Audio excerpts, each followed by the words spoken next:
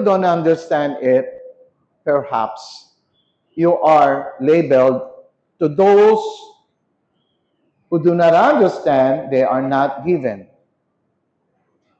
But if you are getting it, then you are those to them who are given.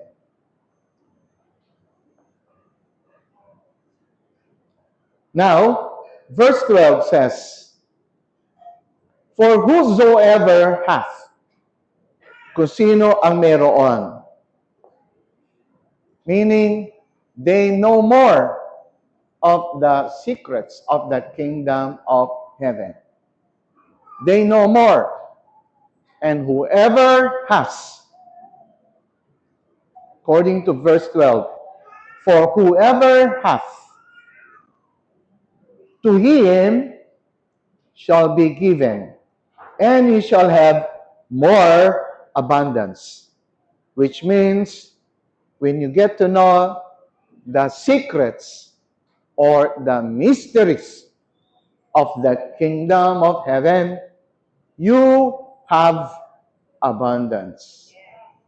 Abundance, therefore, is coming from the secrets of the kingdom of heaven. Abundance that is known in the world is not the abundance considered in the Bible. The Bible considers abundance if you get the secrets or the mysteries of the kingdom of heaven. So if your abundance today is not coming from the secrets of the kingdom of heaven, therefore, your abundance is only from the physical world. Amen.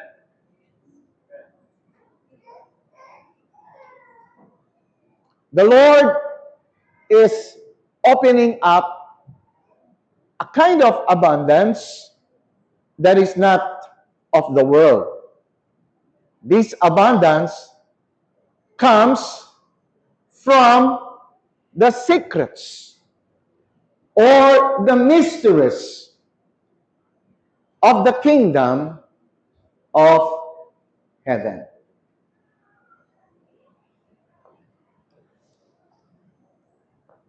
For whosoever hath, to him shall be given, and he shall have more abundance. But whosoever hath not, meaning they don't have the understanding, the seeing, the perceiving of the secrets of the kingdom of heaven. They don't have.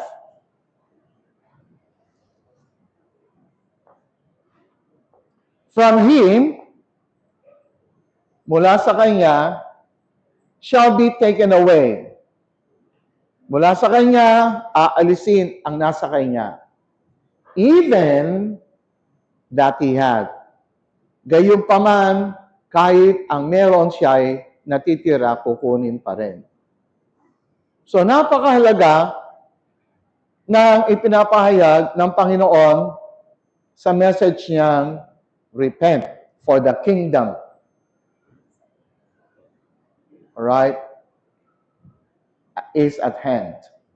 Then, verse 13 please. Ito yung kalagayan ng mga nasa ibabaw ng mundong nabubuhay. Therefore, sabi niya, therefore, I speak I to them in parables. So that is the reason. Pinipili niya. Kumbaga sa parables, sinasansala niya, pinifilter niya ang mayroong kaisipan o perception na mataas, nakasasambot. Yung mga mababa, ang perception, walang magagawa. So this is what he says. 13. Because they seeing, see not. Meaning to say, in other version, in seeing, they see not. They do not see. May mata nga, wala namang nakikita. In hearing or in hearing, they hear not. Tulad ngayon, marami na akong ipinakikita, maaaring wala pa kayong nakikita. Marami na akong ipinaparinig, wala pa rin nakikinig o naririnig. Kapag ikaw ay ganito, klaseng tao, well, nawa ay makalagpas ka sa kalagayang ito. Na magkaroon ka ng isang tunay na nakaririnig na ears at tunay na nakakakita ng mata. And we're not talking about physical eyes. We're not talking about physical ears. We're talking about more than that. Kailangan yan sa buhay.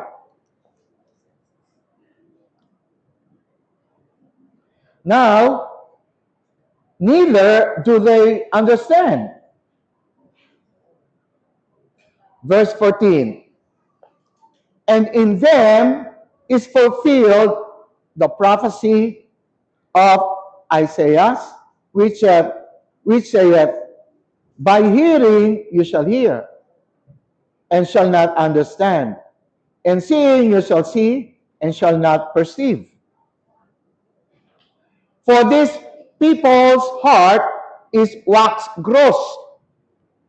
Ang hirap nilang makaperceive kasi masyado na silang makapal sa kanilang, kumbaga sa kalyo, makapal. And their ears are dull of hearing. Mahina makapakinig sa mga salita na dapat marinig nila.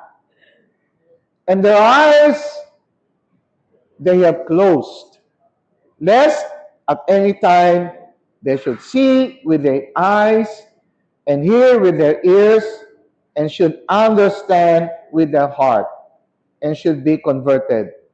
And I should heal them. Right? But, blessed are your eyes, for they see. Are you seeing the messages given here? If you see it, your eyes in the spiritual, you are blessed. Amen.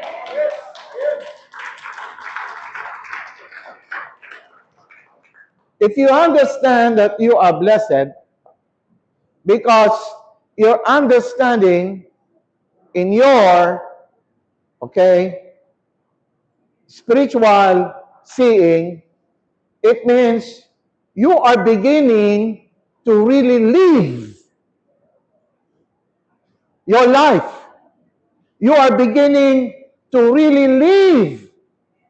Please, I'm underlining it, underscoring it. You are beginning to live your life.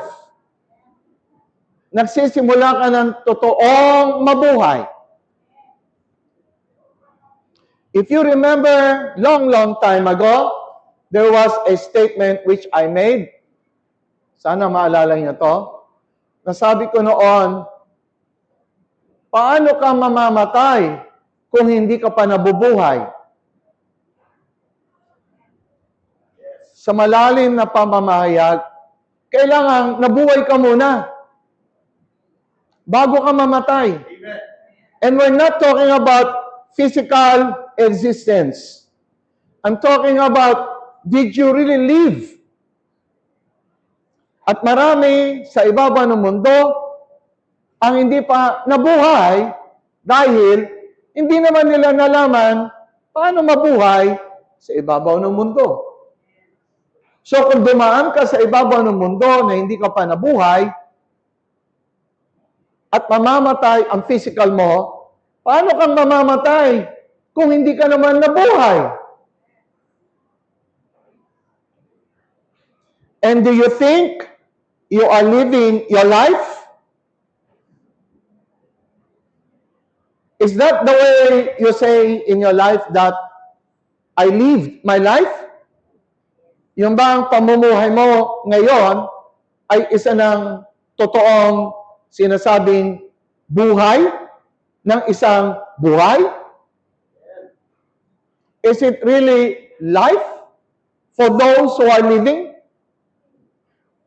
If you were asked this question, do you really know how to live on earth?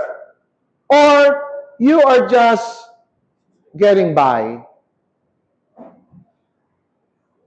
Flow with the flow. You just go with the flow. Or you just follow the crowd. This is the way they live, so I live. But do you mean to say the crowd is really correct? Yung crowd ba, alam na talaga nila paano mabuhay? At sinundan mo sila? That's the question. So, I say, my question is this. How many people have really lived a life which God has given you and me the opportunity to live this life? Maybe we can say it's just a short period of time, maximum of 100, probably average of 80, and short if you live and died in 50s, and probably died in 30s so premature. But God wanted us to have a life here on earth, to experience what it means by life. I keep on telling you that originally, you and I were originally in the Spirit. And in the Spirit, we do not know what kind of form we had. But we were in the Spirit. That Spirit, one day, entered, pumasok into creation. And that creation, all right, gave us what we call this form as man. And this man is called flesh.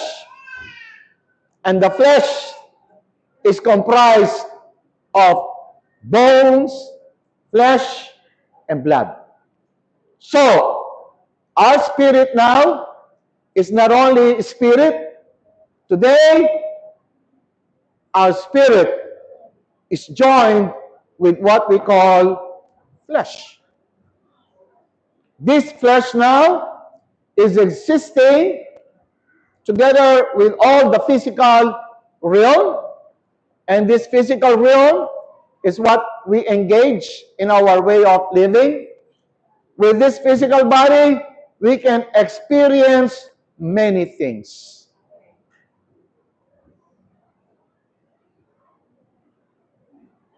Now, you and I have spirit, and you got also what you call soul, and you got also your clothing, physical body.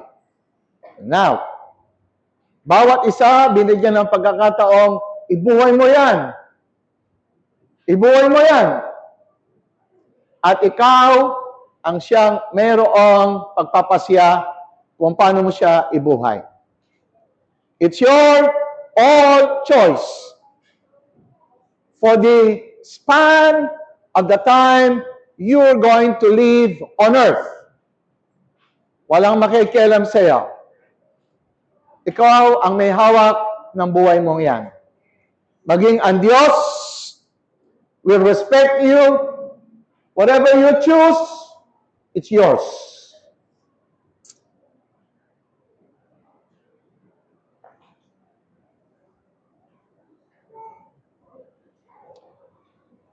Let me share with you my thinking at the time when I was thinking that way. I was thinking that way, do I really have my free will? Check.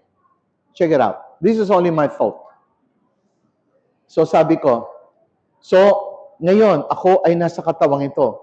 Magdi-decide ako kung anong gusto ko. I-allow ni Lord. I-allow ni Lord. Kung anong gusto ko, Mangyayari.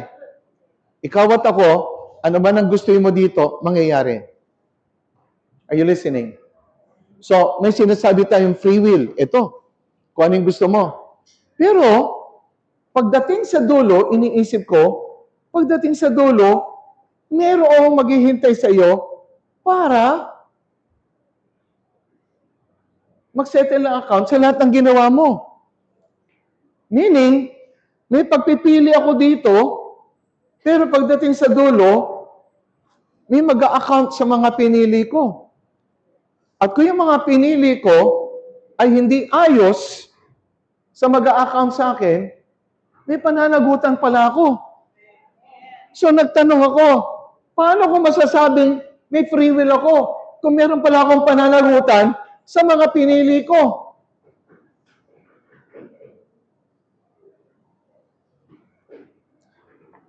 Paano ko masasabing may free will ako? Eh meron pala akong pananagutan. Nag-iisip ang mga nag-iisip? Nag-iisip ba kayo? In short, temporarily, pwede kang pumili ng gusto mo. Pero pagdating sa dulo pala, may pananagutan ka. Aba, eh kung ganun lang, eh hindi pala pwedeng pumili ng gusto ko lang. Kailangan, piliin ko yung gusto namang bibigay ng accounting sa akin. Kung ano yung kinakailangan niya i-account sa akin, kung ako'y matalino, dapat piliin ko na yung mga dapat kong piliin according to that accountability. So, sinabi lang na meron kang free will, yes, makukuha mo yung gusto mo ngayon, pero pagdating sa dulo, may maniningil pala. So, yung free will na sinasabi ko ngayon, eh, hindi pala siya free will na malayang-malaya. Kasi may pananagutan ka eh. Eh, baka hindi nakikita ng mga taong nabubuhay ngayon na may free will ka, akala nila free will lang, pagdating doon sa dulo, eh, ito ang pinili ko eh, ayos lang ba yan? O sige, walang mangyayari sa akin. Kasi lahat ng pinili ko, yun ang gusto ko, so pwede ka nang lumampas dito kasi wala ka namang pananagutan. Pero kung sa dulo may pananagutan ka sa lahat ng pinili mo, eh hindi ka pala may free will. In a way. Kasi may pananagutan eh. So ang isang matalino na meron kang pagpipili ngayon, ay di aayusin ko na yung pagpipili ko doon sa hahantungan ko. So, dito sa panahon ito, meron akong gusto at meron ditong ganito at meron ganito. Pero bago ako pumili, titignan ko na ano ba magiging itsura nito sa pagdating sa dulo. Magkakaroon ba ako ng settlement doon? Ako ba ay marireward doon? O ako ba ay, maninegative doon? Bagamat ito ang gusto ko, pero ito ang magbibigay sa akin ng reward doon, ang pipiliin ko, yung magbibigay ng reward sa akin sa dulo. Sino nakakaintindi? Kaya nga, therefore, yung free will ko dito, it can happen during my time sa flesh and blood ko, God, you and I will be respected. But in the end, there will be what you call settlement, judgment ng lahat ng pinili natin. So kung matalino ka at ako, ang pipiliin mo na kagad ay yung magiging settlement mo dito. So yun ang ibig ko sabihin na dapat tayong mga nandito sa ibabaw ng lupa, alam na natin ang dulo. Alright, so apart from that, ang tinuturo ko ngayon, alright, ayan na. Blessed are your eyes kung nakakakita ang eyes mo. Nakita kagad ng mata mo, yung spiritual eyes mo na may dulo at may judgment. So, ang decision mo ngayon will be linked, nakalink doon. Hindi ka magde-decide based on kung ano lang ang nakikita mo dito. Kailangan, kung ano nakikita mo dito, nakalink doon. At kung sanay na ang iyong sarili na mag-decide ng lahat ng will mo, emotion mo, at yung mind mo ay nakalink doon, hindi na siya mahirap sa iyo. Hallelujah. This is what I call how to live on earth. Paano ba mabuhay sa ibabaw ng mundo? Tandaan po natin, tayo ay nabigyan lang ng katawang tao to exercise such our will, and accordingly, kung ano ang iyong dinesisyonan, that will be your corresponding experience. Mga kapatid, alam niyo ba ang experience? Ganito yan. Alright. Kung maintindihan po ninyo, si Lord, ang kanyang trabaho ay paano mabago yung ating mind. The reason is, alam niyo ba na ang buhay ay ganito? Ang totoong namamahay ay hindi katawan. Ang totoong nagbabahay ay hindi katawan. Although, physically, meron tayong bahay. Pag sinabing, where is your address? I live at 1424 4th Street, blah, blah, blah. Alright? Whether it's Manila, whether it's in Visayas, Cebu, you know. So, you know your dwelling place. At doon mo binabahay ang iyong katawan. So, ang place ng environment mo ay katulad ng Tondo, Cavite, o kaya, you know, somewhere, merong environment yan. May dinadalang some kind of environment. Physically, may bahay ka. However, pakinggan yung mga kapatid maigi. Ang totoong nagbabahay ay hindi katawan. Ang totoong bumabahay ay ang iyong isipan. Amen.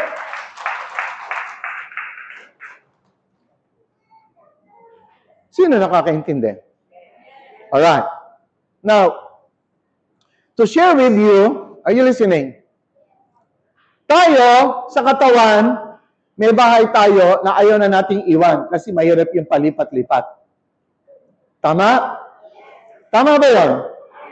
Merong iba palipat-lipat kung ang trabaho mo, tulad sa Amerika, you go from one city to another state, one state to another state. So, you just travel. At mahirap ang buhay na yung pabago-bago. Pero, normally, isa lang tayo. Ngunit, pagdating sa isipan, ang ideal ng pamamahay ng isip ay isang bagay na opposite sa physical. Kung sa physical, the longer you are in one place, the better, para hindi na pa-adjust. Pero, ang totoong namamahay ay ang isip. Ngayon, ang ideal is this. Ang isip ay hindi dapat bumabahay ng matagal sa isang bahay.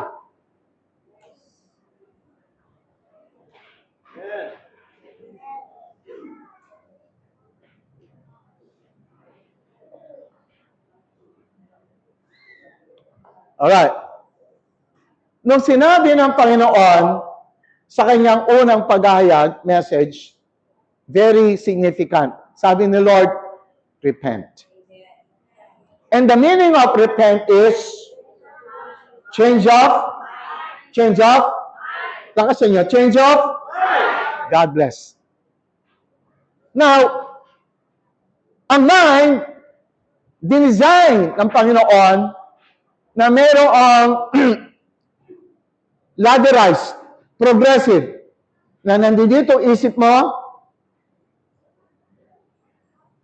after a period, dapat lumabas siya, pumunta siya sa kabila, another stage.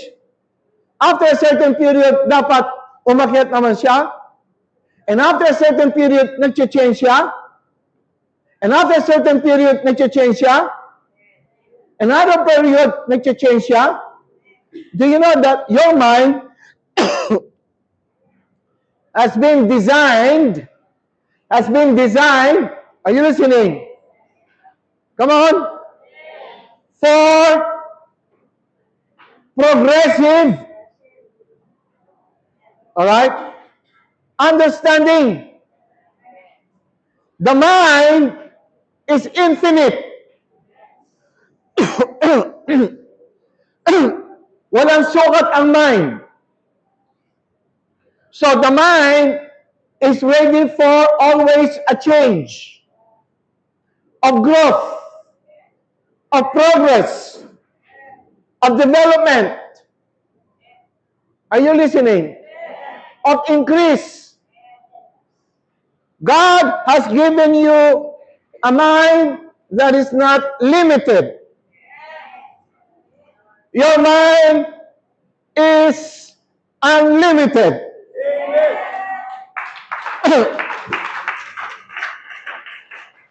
So that kapag binahay mo ng matagal ang isip mo, you are sinning.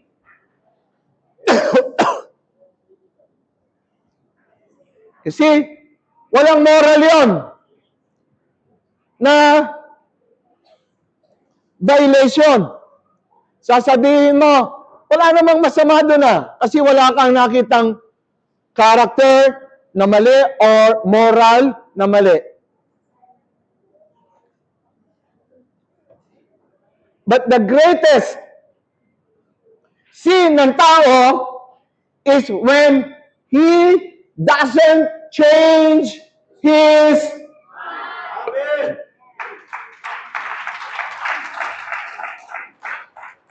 Walang masyadong nagpe-preach about changing your mind, that once you do not change your mind, you say it's not a sin. That's the big sin.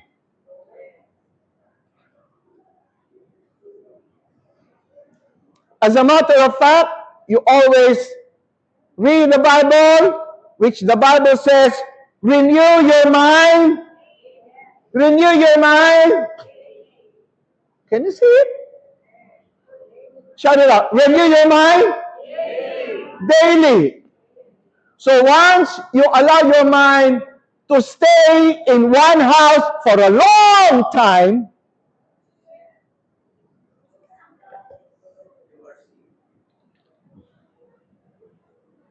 again, once you allow your mind to stay in one house for a long time,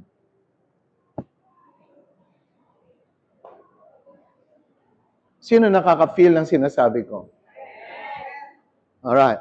I will go back a little bit and then you will come to know. How do you know that your mind has been staying in one house? Ano ba tong house na sinasabi ko? I'm talking about, let's say, for example, ang iyong kaisipan ay nakatira sa, hindi naman ako magaling simpleng tao lang ako.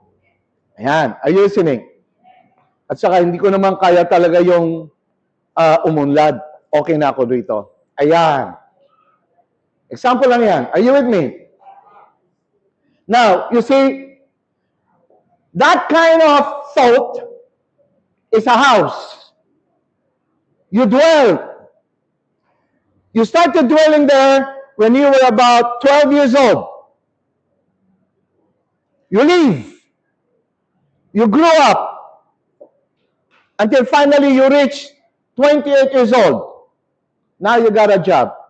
But the thought that you had at the time you were 12 years old still with you at the age of 27.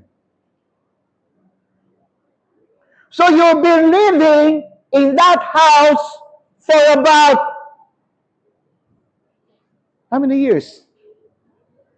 Paano ba kayo mag-compute? Sige, pati mo na computation ako na. 12, 27, ilang years? 12? Magaling sa mata. Okay. Ilan? 15 years. Alright. So for 15 long years, doon ka nakatira.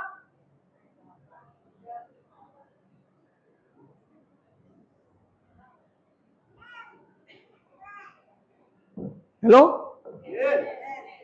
Sino nakaka-relate? Magsabi lang amen. kung nakaka-relate ka, nakikita mo ba isip mo? Nakikita mo ba isip mo? Alam mo ba, masyado mo nang pinatira yan ng matagal sa iyong tinirhan na bahay, yung pa rin ang iniisip mo?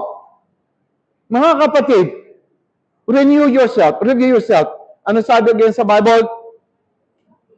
Renew your mind. Ulitin natin. Renew your mind. Again, renew your mind. Ilang araw yung 15 years? 365 again. Multiplied by 15. Ilang araw? 5,475 days. Delay.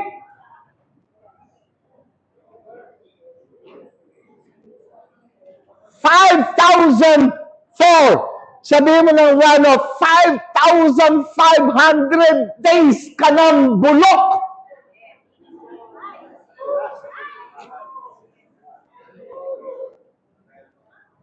Buti na lang may church na gumigising sa iyo.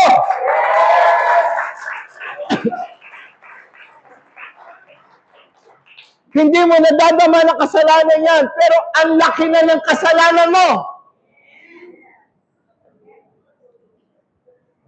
Sa pagiging bulok ng iyong kaisipan, nagtagal sa isang tirahan.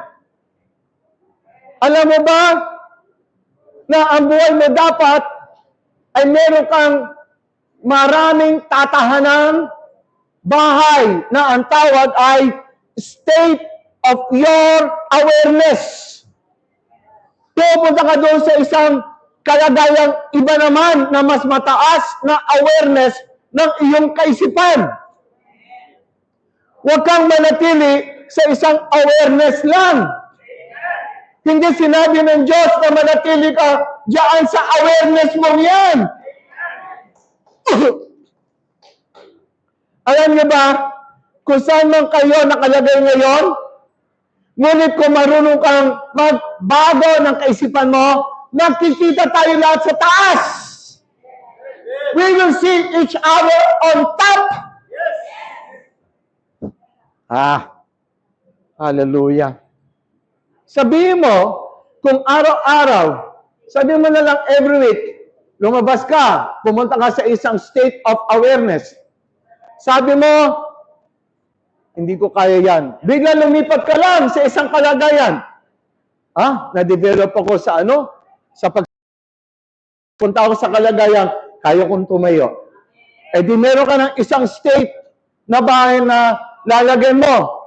Doon sa loob ng bahay ng kaisipan na yan, iba ang kilos, iba ang galaw. Naunawahan niyo ba ako? Pag ikaw nakatira sa bahay mo, pagdating ng ilang araw, buwan, taon, alam mo na ang lahat ng sides ng bahay mo. Alam mo ang kanang, kaliwa, alright, taas, alam mo ang kasulok-sulukan. Tinignan ka man sa mata, alam mo kung saan ang daan, ano ang hawakan, sa kusina, sala, sa kwarto, alam mo na yan. 3 taon, 4 na taon, physically, alam mo na yan. Ganon din yan sa isip. Alam mo na yung kinalalagyan mo. Pero, sa isip, kailangan, ikaw ay hindi na nanatili ng matagal kasi may iba kang pupuntahan. Kailangan, parang hagdanan na meron pang sumunod na hagdan, may sumunod pang hagdan, may sumunod pang hagdan.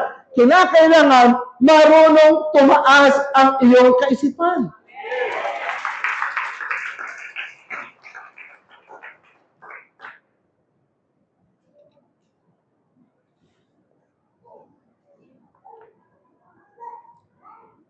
Ang buhay natin ay sinasalamin.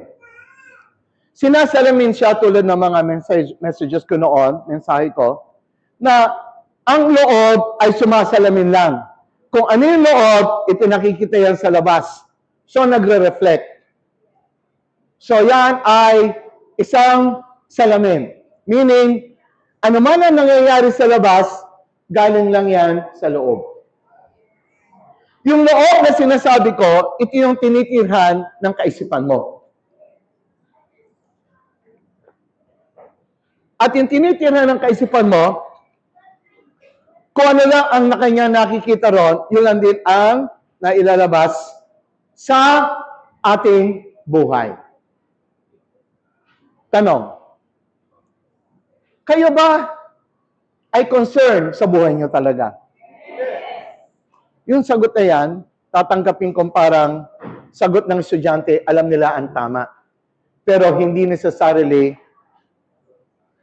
ginagawa nila. Hello? Ulitin ko lang. Sino talaga ang concern sa buhay mo? Sino gustong magkaroon ng totoong buhay? Sino gusto pang? Ayan, concern kayo. Mga kapatid, kung concern talaga kayo, pakinggan nyo kung maigi, maging totoo kayo. Bakit? Ang totoong concern sa buhay, merong ginagawang programa sa pagtaas ng antas ng kanilang kaisipan.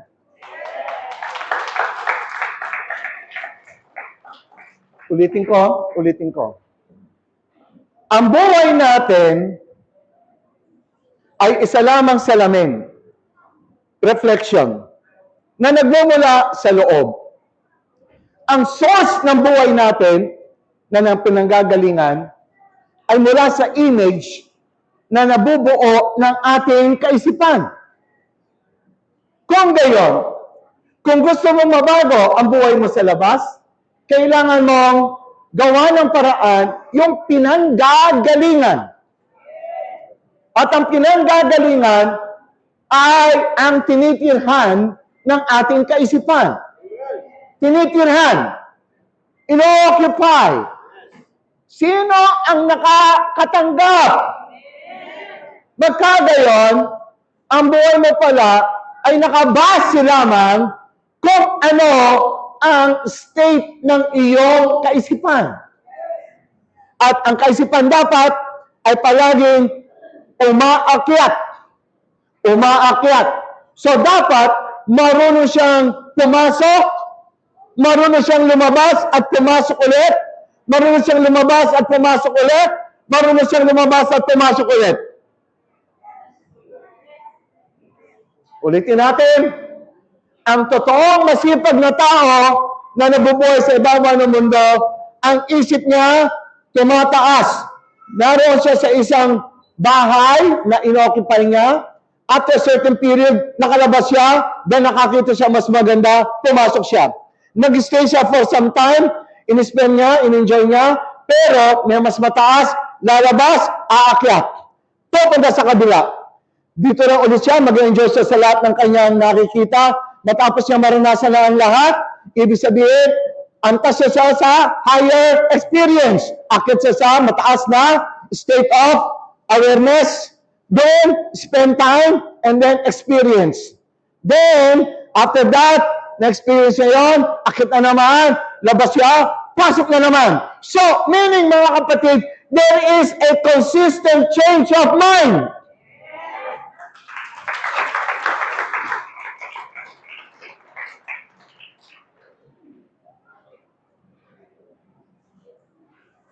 Mga kapatid, advertisement muna. Bago po yung aking suit, hindi pa kasi na kabibigay lang kaninang umaga. So, yan po ang patunay. Hindi ko pa po tinatanggal at saka yan. Patunay na bago yan. Kaninang umaga lang yung binigay sa akin. So, pag bago, kailangan alam nila.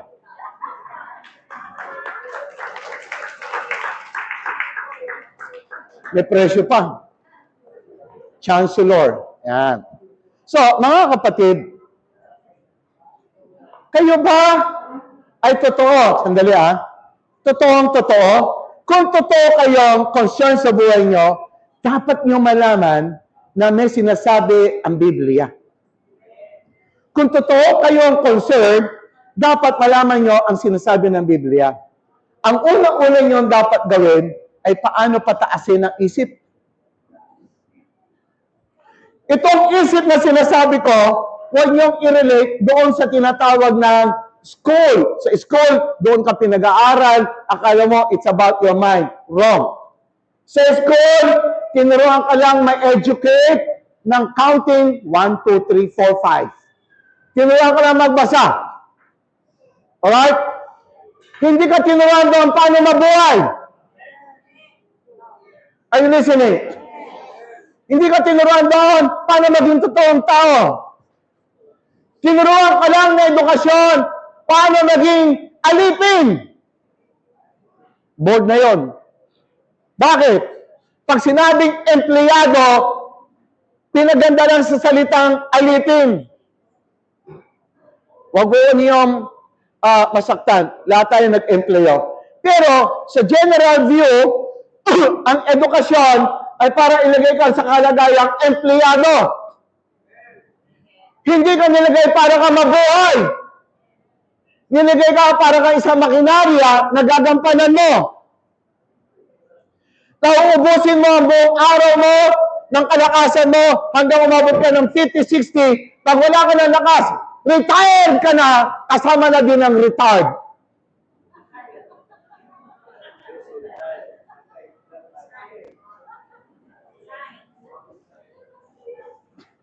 Hello?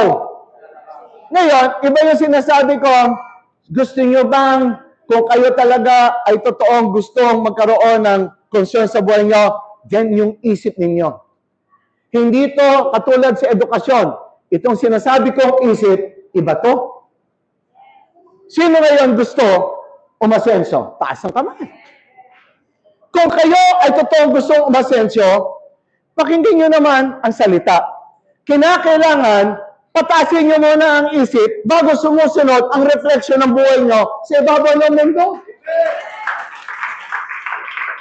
Pumalag po kayo ng malakas. Yes. Kaya kung makikita nyo ang testimony ng Christ liveth in me, Binyang Laguna, mula pa noong na 2019, 2021, nagsimula na tayo maglagay ng halos every quarter, meron tinatawag na seminar and conference. Bakit tayo naglalagay? Para umantas ang isip nyo from one state to another, to another, to another. At doon nyo itapon lagi ang sarili nyo sapagkat hindi pwedeng umantas ang buhay nyo mas mataas kaysa sa nasa isip nyo. Ang isip nyo ang hihila sa mga karanasan nyo.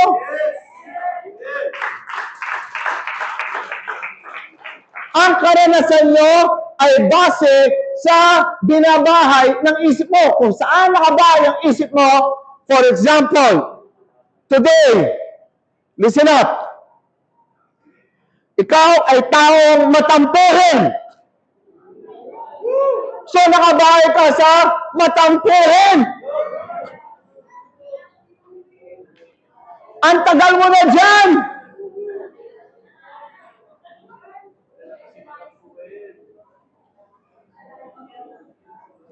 Merong iba naman nakabahay sa makomplain. Kahit na ano ibigay mo, complain ng complain. Ang tagal mo na rin dyan. Hello? Hello? Meron din dyan nakatira sa walang bilib sa sarili. Pag binibigyan ng promotion, something to do, hindi niya raw kaya.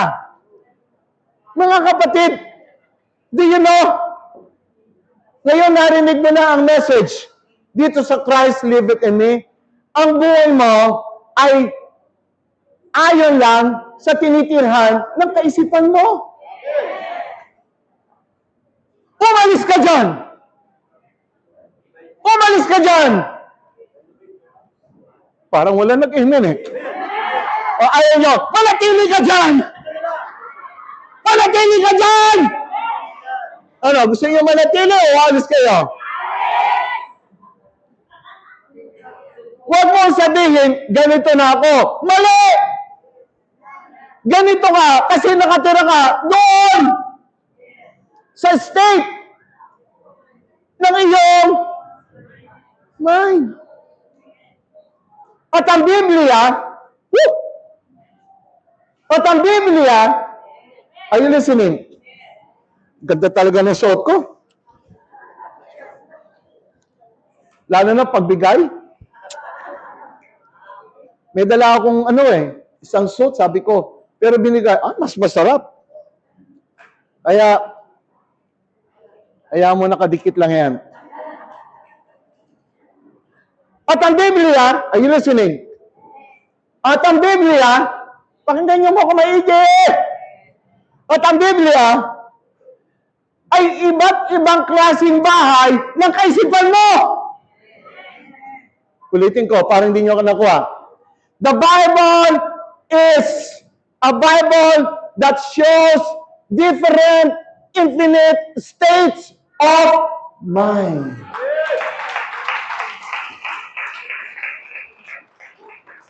Sino ba si David? Isang state of mind lang yun. Sino ba si Abraham? Isang state of mind yun. Sino ba si Isaac? State of mind yun. Sino ba si Jacob? State of mind yun. Sino si Ruth? Sino si Daniel? Hello? Now, sa buhay mo ngayon, kailangan mo yung magagandang state of mind. Mula ngayon, are you listening? Mula ngayon, walang magbibigay ng curse, spell, o sumpa sa sarili. Huwag mo sasabihin na, ganito na ako. Mamamatay na ako ng ganito. Hindi. Ang sinabi mo, bahay ko na to. Hindi na ako alis dito. Dito na ako mamamatay. Yun ang ibig sabihin doon. Pwede kang magbago kung lilipat ka ng bahay ng iyong kaisipan.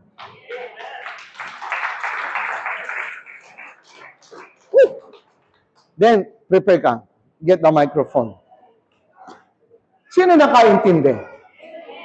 Sino gusto ngayon lumipat na ng bahay?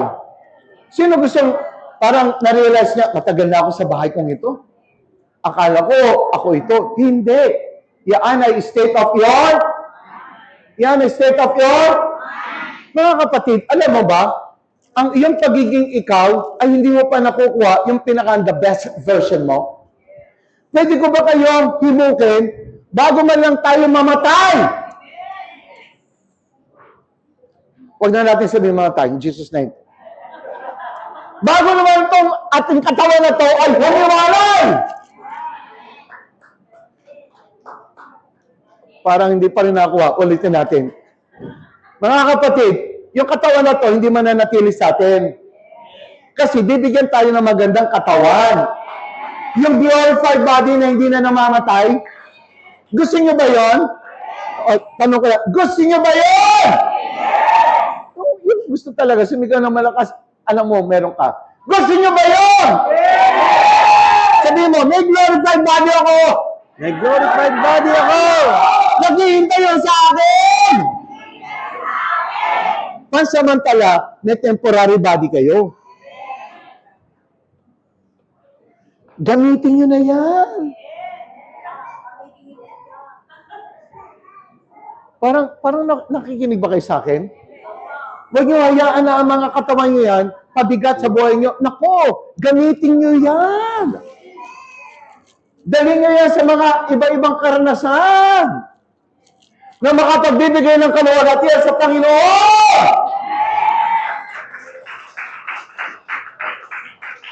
At isa sa pinakamagandang kaluwalhatian na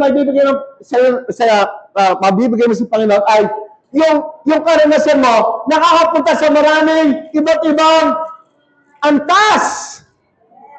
Ganito yung mga kapatid. Huwag mo yan kayo manatili sa isa, kailangan makabot ka na, ay gusto ko to, ay gusto ko to, ay gusto ko to, gusto ko to. Yan ang sinasabi ko na nakaraang message. Ang totoo mga buhay, may desire. Ang mga tao na ng desire, patay na. Bagamat humihinga sa physical. Try to add something, Pastor Rodel. Hello. Okay. Good morning po sa inyo lahat. First, gusto ko sobrang i-appreciate yung napakagandang narinig natin mensahe ngayon, no? Kung talagang ito ay inyong uunawain at totoong paniniwalaan, hindi pwedeng hindi magbabago ang buhay natin, yung mga karanasan natin. So ngayon, pinag-uusapan natin yung tinatawag na bahay. Gusto ko doon ako papasok sa usaping bahay. Alam niyo po ba na ang bahay ay napaka-importante sa buhay? Sino sa inyo ang nangarap na magkabahay? Lahat naman, halos, di ba? Mas una niyong pinapangarap ang magkabahay kaysa magkasasakyan. Tama? Sa lahat ng mga bagay na pwede natin makuha dito sa ibabaw ng mundo, number 1 sa listahan nating magkaroon tayo ay bahay. Bakit bahay? Kasi ang bahay ay nagpapakita ng iyong estado sa buhay. Tama? At huwag niyong iisipin na ang paghahangad niyo na magkabahay ay mali. Dahil hindi kayo ang unang naghangad na magkabahay. Ang unang naghangad na magkaroon ng bahay ay hindi tayo, kundi ang Diyos. Ang ating Panginoong Diyos ang unang nangarap na magkaroon ng bahay.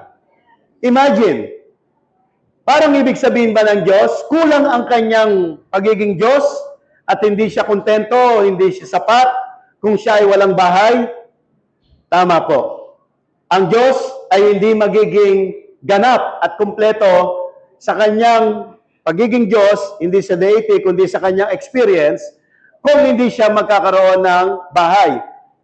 Sapagkat ang bahay, ang siyang nagpapahayag o nagre-representa ng kung ano ang estado mo. Kaya huwag kayong magtataka kung bakit maraming tao ang gusto magkabahay. Tama po? At lahat ng tao na nagkakabahay ay masaya. But again, usaping bahay, ang bahay kasi ay siya nagpapahayag din ng iyong seguridad. Tama? Kapag ikaw ay may bahay, secure, comfort, meron kang tinatawag na kagaangan, meron kang kaaliwan, meron kang proteksyon sa loob ng bahay mo. Ibig sabihin, malaki ang role na ibinibigay ng pagkakaroon ng isang bahay. Kumpiyansa sa sarili pag may bahay ka. Tama po ba yun? Yeah. Intindihin niyo po. Kaya tayo hanggang ngayon, marami ang gusto magkabahay. At talagang pinaghahandaan at pinapangarap natin to. Pero ang tanong ay, anong klase ng bahay ang iyong gustong itayo? Amen?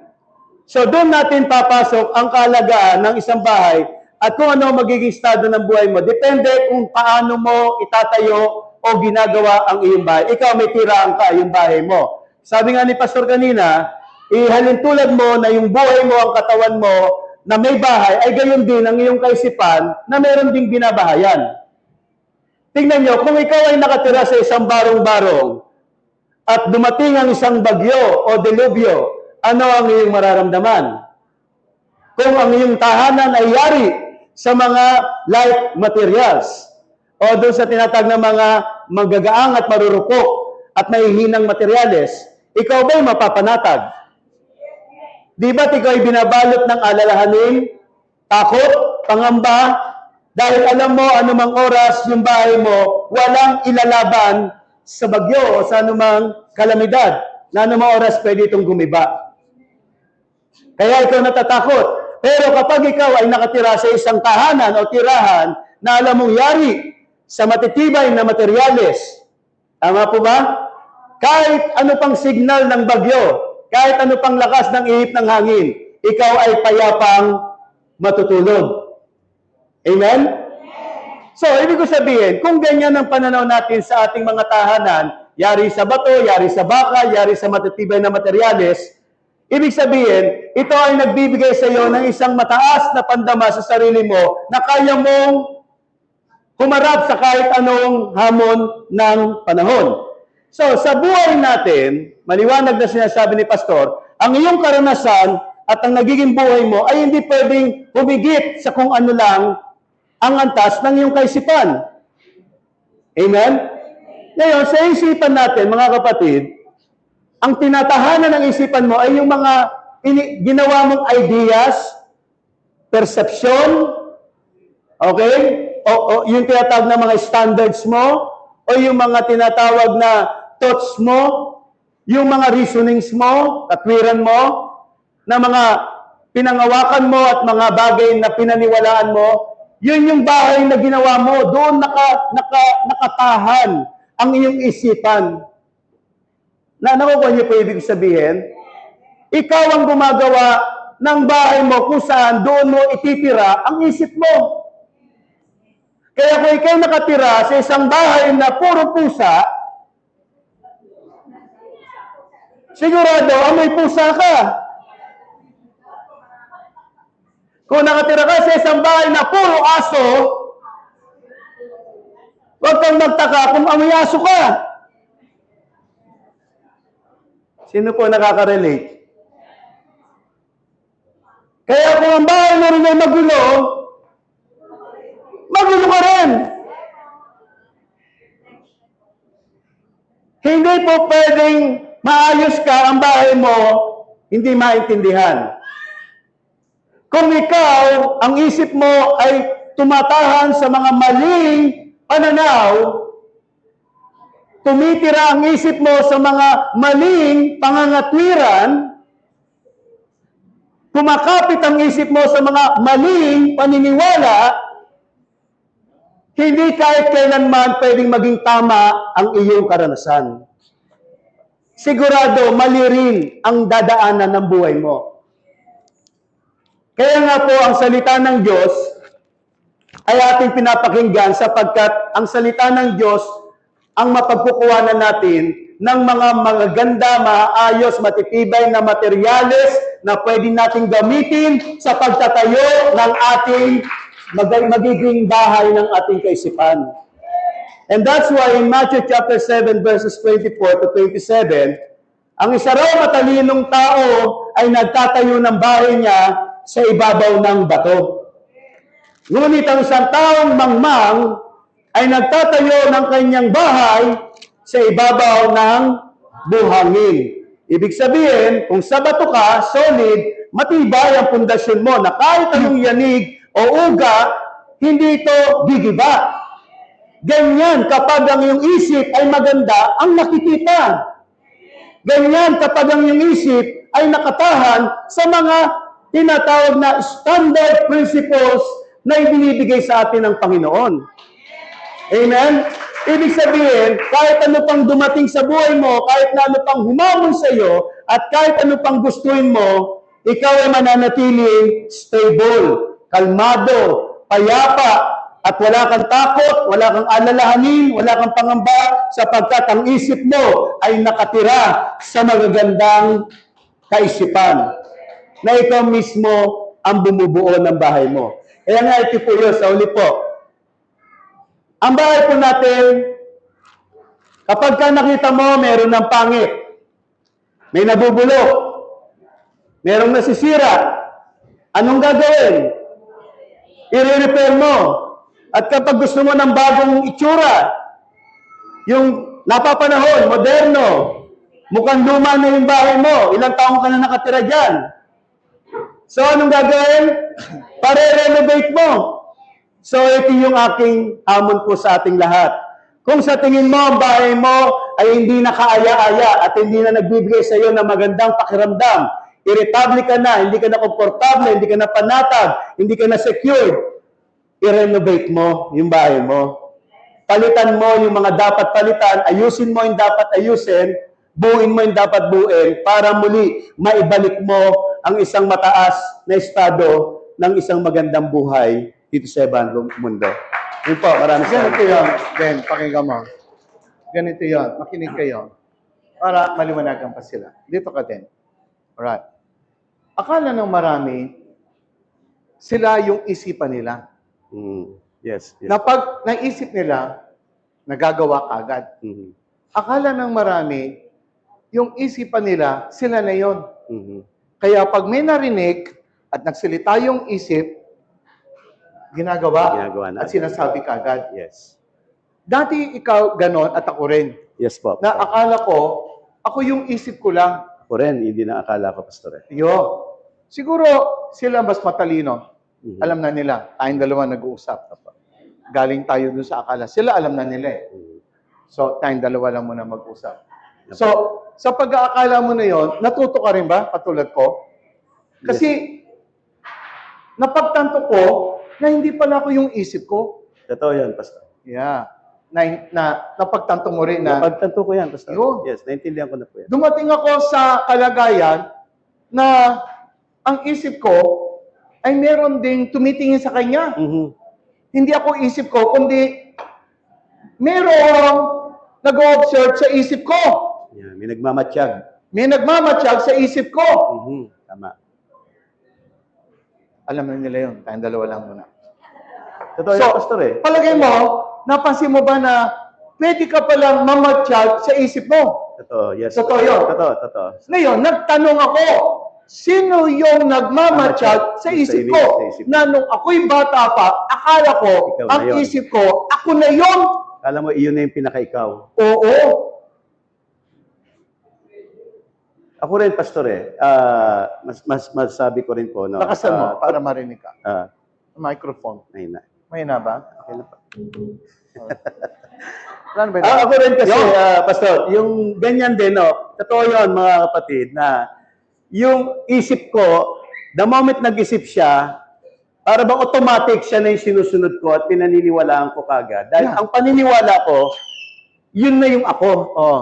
Pero dahil sa mga naiintindihan ko ngayon, sa mga naririnig ko, meron pa pala tayong, ibig sabihin, meron palang nakakahigit doon sa isipan na yon na nakasubaybay sa kanya, Nakasubaybay. na nakabantay at nakababasa sa kanya. Yes. Kaya ako ngayon sa sarili ko, alam ko kapag ang isip ko nag-iisip ng isang bagay.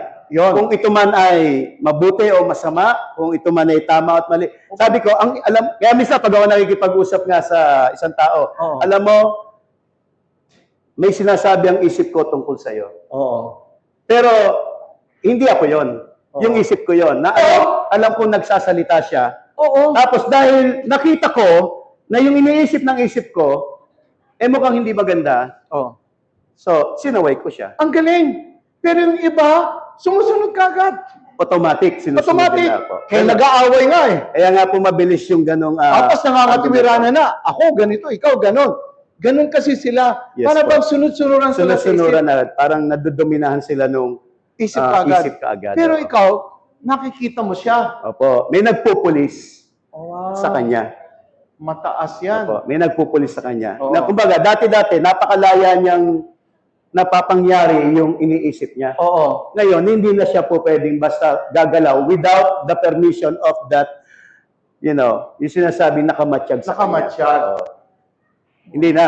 Kumbaga, subjected na siya ngayon. Oh. Dati, parang siya yung leader eh.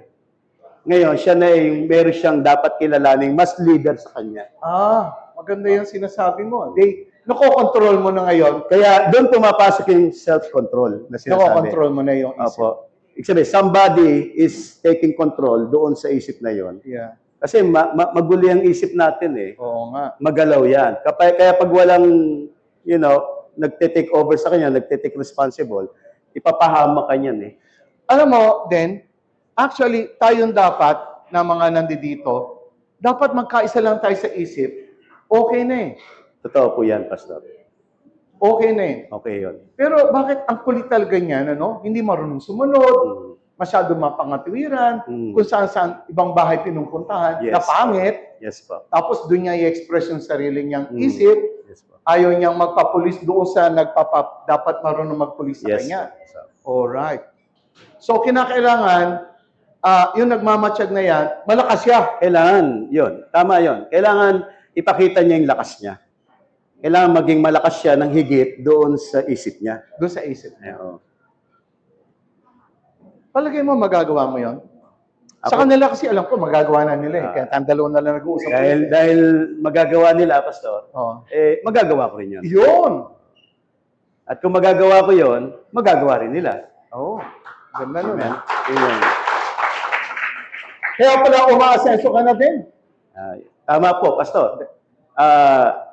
Kasi noon, ang kasabihan natin, basta nasa Panginoon ka, gaganda buhay mo. Oh. Maganda yon, maganda naman yon. Oo. Pero mas binigyan natin ng linaw kung paano yung proseso nun. Aha. Kasi madalas hindi natin nakikita yung proseso eh. Oo. Nakikita lang natin yung labas agad. Conclusion lang kagad. Conclusion, yes. Sa Panginoon naman talaga. Hmm. Pero ang trabaho ng Panginoon at ang proseso para mangyari yon, gusto ng Panginoon, ayusin mo yung isip mo. Oh. Kasi yun yung magiging daluyan niya Aha. ng mga bagay na nais niyang iparana sa iyo, depende kung ano ang pagkakaayos ng isip mo. Oh. So, isang kalagayang masasabi nating tagumpay ang tao kung ang isip niya ay napapasunod niya doon sa nagmamatsyag na yun. Correct po, Pastor. At yun mismo yung ginawa ko sa personal kong buhay. Na inayos ko at binantayan ko na mula noon hanggang ngayon, trabaho ko na ngayon na hindi na basta hayaan at sundin yung natural na isip ko na gawin kung ano yung gusto lang niya. Oh. Ngayon, meron ng umiiral sa loob ko na higit na malakas kaysa sa kanya na siyang sumusubaybay sa kanya at nagbabantay para hindi siya basta agad makakilos ng saganang sarili lang niya. Wow. So, yun Yung sinabi yung mo- responsibility ko. Yung ngayon. sinabi mo kanina, may sinasabi siyang ganito sa isang tao. Yes, Paano ang pagkakasabi mo sa tao na yon? Yung hindi ikaw ang galit? Halimbawa, sinasabi ng isip ko, parang gusto ng isip kong mag-isip ng hindi maganda doon sa taong yon. Oo. Kaya ang epekto sa akin, nagkakaroon ako ng tampo. Oo. Yun ang magiging epekto nun eh. Oo. Emotionally, magtatampo ko. Oo. So pag ako nagtampo, kasunod na nun, iiwas na ako. O, lalayo ako. Oo. So bago pa man mangyari yon, sinabi na nung nagbabantay sa isip ko na hindi yun dapat masunod. Aha. Dapat mas mag-isip siya ng mas mataas sa pagtatampo. Hindi siya dapat magtampo bagkus dapat mas makita niya yung positive Yun. o kung ano yung buhay doon sa sitwasyon. Yan. Kaya hindi ako umahantong ngayon doon sa, hindi ka mapapariwara. Kasi ako noon 4 years o 3 years ago, ganun na nangyari sa akin, Pastor Oh. Kaya napariwara yung buhay ko. Bakit? Hinayaan ko lang basta-basta yung isip ko. At yung isip ko, kinaladkad yung damdamin ko at inutusan yung aking will. Kaya yun, nagpahinga muna ako. So, yun yung problema kapag walang nagbabantay sa isip mo. Yun. Talagang siya yung kokontrol sa'yo. Ang problema, kapag yung isip mo, mali ang direksyon. Mali. Mali yung tinatahanan niya. So, halimbawa, meron kang kilalang tao, wag mo na sabihin asawa mo dahil madalas yan ginagamit. Madalas. Tapos, halimbawa, sasabihin mo na lang ganito, asawa, sabi ng isip ko, magagalit na ako sa iyo. O galit na ako. Galit na siya. Opo, Oo, galit. sabi mo, nagagalit na isip ko sa iyo. Galit Pero na hindi isip. pa ako yun. Pero hindi pa, yes. Pero katulad ng una, hindi, galit ka kagad, Galit di ka ba? talaga, Ganun Oo, lang. hindi mo kagad sinasabing, gusto magalit ng isip ko sa iyo. Pati na damdamin ko, gusto na mag-umapaw. Kumakawala na. Pwede ba sabihin ganon? Yeah, Pero, pwede na po. yung ako mismo, hindi galit. Hindi pa. Opo. Pero yung isip ko, May sinasabi na. may sinasabi na. Meron. At yung emotion ko, May binubugso na. may binubugso na. At yung will mo, parang may gusto ng desisyonan. Ah! Eh kung ikaw naman ay provoked, sige, gawin mo! Ay, may mga ganun pa, no? Oo. Yung imbis na ma-appreciate na honest ka doon sa iniisip mo, Oo. sa feelings mo, Oo. sa naisip mong gawin, Oo. imbis na i-appreciate na napipigilan mo pa at hindi mo pa siya Gawin mo! ina-agree, Gawin mo! hahamunin ka pa. Oo, gawin mo! Para ba i-challenge? Gawin mo, bakit? Sino ba magkakasala? Gano'n. Di, sino ba magkakasala? Ikaw, pastor ka pa naman. Diba? Halo tayo dyan. kaya lakasan talaga natin ng yung bumabantay doon. Yun. Tanungin natin sila, kayo ba gusto niyo rin maging ganitong karanasan? Yung naihiwalay ninyo, yung inyong kaisipan, at nakikita nyo gustong umalsa, pero hindi pa rin kayo yun. Yes. Sino magsasabi ng amen? So, kinakailangan kilalanin nyo yung nagsasalita sa inyo at meron kayong kapangyarihan na sila ay supilin. Amen. Oh. So, let's say naman, kunyari, meron kang gustong gawin. Isang bagay na mag-aasenso sa'yo. Kadalasan, natatakot ka. Tulad na halimbawa, alika din, pagka usog na usog, papunta tayo doon yan. Binigyan ka ng project. Sabi mo, project na hindi mo pa nagagawa. Right? Yes po. Project sa Kaliraya. Kaliraya na nag-aamount ng milyon-milyon. Yes po. Pero, sabi ng isip mo kaagad, mahirap yan, di ko pa nagagawa yan. Sabi mo lang ng maikli. Go ahead. Yes. Yun nga po, Pastor, mga kapatid, no? In my field of business ngayon, Yeah. sobrang talagang ang opportunity na binibigay ni Lord sa akin ay very challenging, no? Yeah.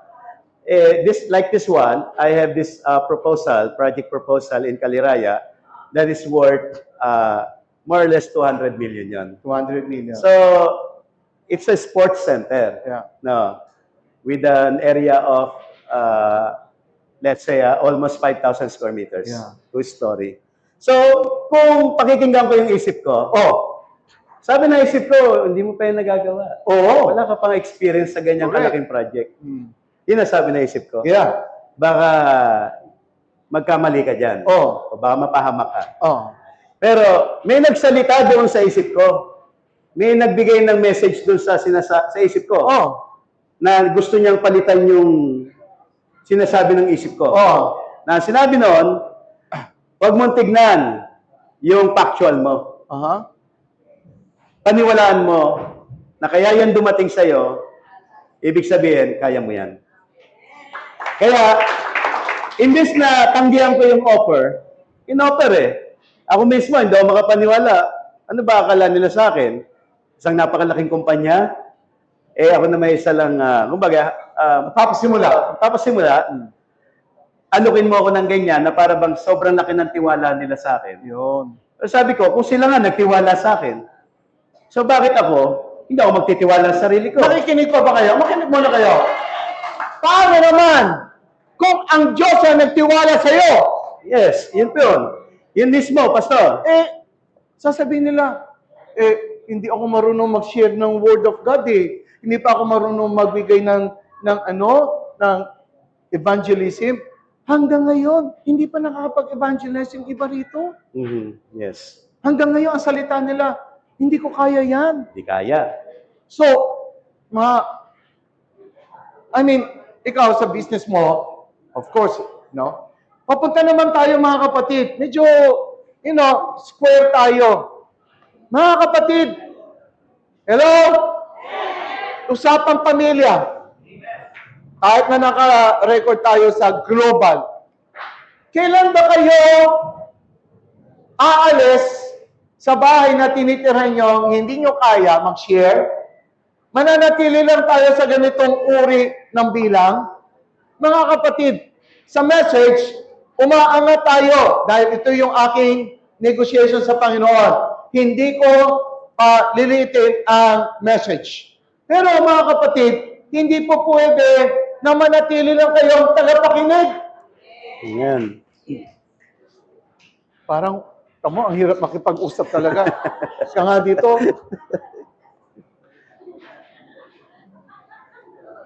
Sabi ko, kaya mo yung project mo. Yes po. Ikaw, sinasabihan ka din ng Panginoon na kaya mo. Pero bakit nananatili ka magsabi ng hindi mo kaya? Kung kaya mo, lumabas ka at mag-share ka ng Word of God. Amen. Amen. Amen. Hindi sila lalapit sa iyo. Ikaw ang lalapit. Yes po. Tama. Tama. Amen. At gastusan mo ang paglilingkod mo sa Panginoon. Pumunta ka sa ibang bahay. Iwanan mo yung bahay mo. Amen. Puntahan mo yung mga taong nangangailangan dahil ikaw ay pinagpala. Amen. So, huwag mong tanggapin na pumupunta ka lang sa loob dito na wala kang dala-dala. May dala kang dapat kaluluwa. Yes po. So ngayon, pinagpapala ka at marunong ka ng, magsuweto sa isip mo. Yaan ang isang bagay na sasabihin ko marunong ka ng mabuhay sa ibabaw ng mundo. Amen. Isa sa marunong mabuhay sa ibabaw ng mundo, kaya niyang isubdue ang kanyang kaisipan. Yes po. Yes. Alam niyo ba? Alam mo ba, matigas ang ulo niyan. Yes po. Pero marunong din sumunod yan. Yes po. Pag marunong na kumilala yon, susunod na lang yan. Susunod na. Pero kinakailangan consistent ka. Ito po yan, Pastor. Consistent, pakinggan mo, consistent. Yes. Consistent ka ba umati ng Sunday dito? Consistent po. Oh, buti ka pa, consistent. May kilala ka bang hindi consistent? Dito, Pastor? Oo. Wala eh. Lahat consistent. Consistent. Palakpakan natin ako.